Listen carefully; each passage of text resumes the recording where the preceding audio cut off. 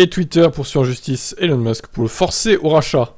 Donc Twitter, en gros, ils veulent forcer Musk à racheter Twitter. C'est un concept, ça. Hein. Imaginez, vous hésitez avec une voiture à acheter, le concessionnaire vous force, il porte plainte contre vous pour vous forcer à acheter une voiture en question. Bon, c'est une comparaison un peu abusée, mais c'est abusé ça quand même. Hein. Mais en même temps, il y a un contrat, et j'ai l'impression que Musk veut même pas payer le milliard de pénalités, donc... La stratégie de sortie d'Elon Musk est un modèle d'hypocrisie et un modèle de mauvaise foi, déclarent les avocats de la plateforme qui semblent déterminés à en découdre.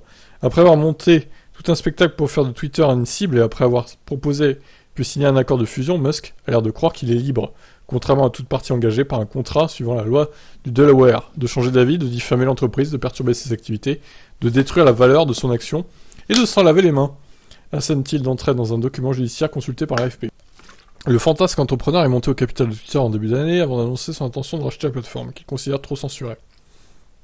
Pour justifier sa décision unilatérale, vendredi, de mettre fin à l'accord, ses avocats ont assuré que Twitter n'avait pas fourni les infos demandées sur les comptes inauthentiques actifs sur le réseau et minimiser le nombre de spams. Mais pour l'oiseau bleu, le comportement de Musk confirme simplement qu'il voulait se sortir d'un contrat qu'il a signé librement et nuire à Twitter dans le même temps. Oh, l'ironie, a réagi Musk sur Twitter.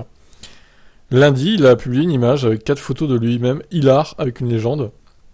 Ils ont dit que je ne pouvais pas acheter Twitter. Ensuite, ils ont refusé de révéler les infos sur les faux comptes. Maintenant, ils veulent me forcer à acheter Twitter au tribunal. Maintenant, ils sont obligés de révéler les infos sur les faux comptes. Depuis plusieurs mois, l'homme le plus riche du monde multiplie les attaques et moqueries contre le réseau, où il est suivi par plus de 100 millions de personnes. Il a vertement critiqué sa politique de modération des contenus et s'est moqué publiquement de certains cadres. Au pic de la dispute au sujet du nombre de comptes inauthentiques, il a posé un emoji en forme de crotte aux arguments de parabole. Putain, ils ont de la patience, hein, Twitter. Moi, j'aurais déjà supprimé son compte, en fait. Le mec se fout ouvertement de leur gueule, quoi. Il a prétendu suspendre l'accord en attendant de satisfaire des conditions imaginaires, failli à son obligation de trouver des financements, enfreint son devoir de réserve et utiliser... Ah oui, la fameuse image, d'accord, ok.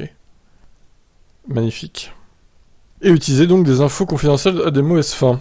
Énumère les avocats de la société. Musk n'a pas employé les moyens nécessaires pour réaliser l'acquisition, ajoute-t-il. Twitter a subi et va continuer à subir des dommages irréparables à cause de ces infractions. Vendredi, le président du conseil d'administration de la plateforme Brett Taylor avait prévenu que le CA était déterminé à conclure la transaction au prix et au terme convenu, et entendait bien l'emporter devant les tribunaux. Il y a tout un éventail d'issues possibles, un accord négocié entre les parties pour éviter le procès, le paiement des indemnités de rupture, l'application de contrats et une myriade d'autres possibilités.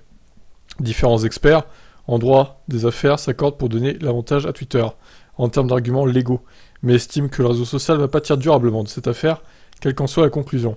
Musk a un œil au beurre noir et Twitter et ses employés vivent un film d'horreur, commentait Dan Eves. C'est un soap opéra sans vainqueur. Alors moi, je serais bien incapable de dire qui est dans l'erreur ou qui aura gain de cause. Enfin, en gros, qui est le méchant, qui est le gentil de cette affaire. Parce que j'ai l'impression que les deux, quand même, ont fait de la merde et ont des choses à se reprocher. Donc, je vais pas prendre parti parce que j'en sais rien, en fait. Ce qui va se passer, est-ce que Twitter a raison de forcer Musk à racheter le site ? Je crois pas. Mais en même temps, Musk, il a joué au con un peu aussi, en se foutant ouvertement de leur gueule, en manipulant un peu aussi le cours de l'action Twitter. Donc, pour essayer de le racheter à moins cher. Mais en même temps aussi, Twitter ne communique pas les faux comptes, donc c'est pas normal non plus. Donc c'est compliqué, hein. Ils ont les deux parties ont des torts à se reprocher, je dirais. Compliqué de prendre parti, je dirais, là, quand même, dans cette affaire. Bon, vous en pensez quoi, et comment pensez-vous que ça va se finir, surtout, cette histoire ? Allez, ciao.